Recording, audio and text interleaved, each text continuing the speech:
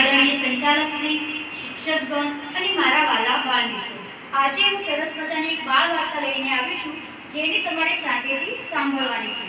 તો વાર્તાનું નામ છે તરસા કાગડાની ચતુરાઈ. તો એક સમયની વાત છે. આકાશમાં એક કાગડો ઉડતો હતો. ઉનાળાની ઋતુનો કપરો દિવસ હતો. બપોરનો સમય હતો અને ગરમી પણ બહુ પડતી હતી.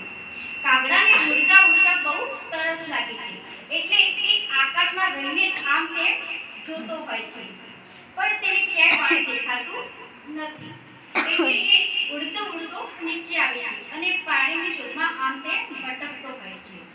કાગડો ઉડતા ઉડતા બહુ થાકી ગયો હોય છે, એટલે એ પોતાનો થાક ઉતારવા માટે એક ઝાડની ડાળી પર જઈને બેસે છે.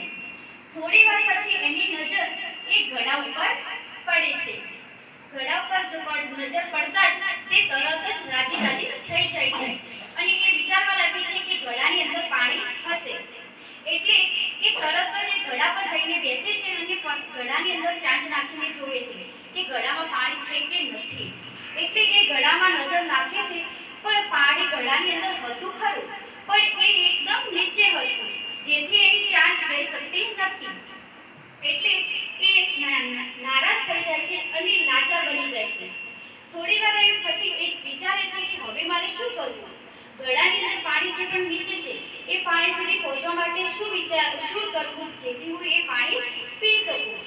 એટલે એ થોડી વાર પછી ઘડાની આજુબાજુ જુએ છે, તો ઘડાની આજુબાજુ નાના નાના કાંકરા પડેલા હોય છે અને કાંકરાને જોઈને તેને તરત જ એક સરસ મજાની યુક્તિ સૂચે છે.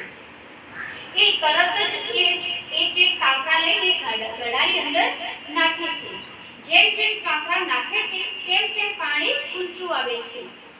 એમ કરતા કરતા કાગડો તો એકાએક પથ્થરના કાંકરા નાખવા લાગે છે, જેથી પાણી ઘડાની અંદર ઉપર આવી જાય છે. અને કાગડો પછી થોડી વાર પછી ઘડાની અંદર નજર નાખે છે તો પાણી ઊંચું આવે છે અને એ એની ચાંચ ઘડાની અંદર નાખીને પછી ભરપેટ પાણી પીવે છે.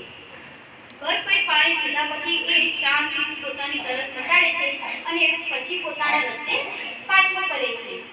તો બાળકો, આ વાર્તા પરથી આપણને એક શીખ મળે છે કે આપણી જે બુદ્ધિ અને મહેનતથી કામ કરીએ છીએ એનું ફળ આપણને ચોક્કસ મળે છે. એટલે જીવનમાં ક્યારે પણ કોઈ પણ પ્રકારની મુશ્કેલી આવે ત્યારે ચતુરાઈ અને મહેનતથી કામ લેવામાં આવે તો એ કામનું ફળ જરૂર મળે છે.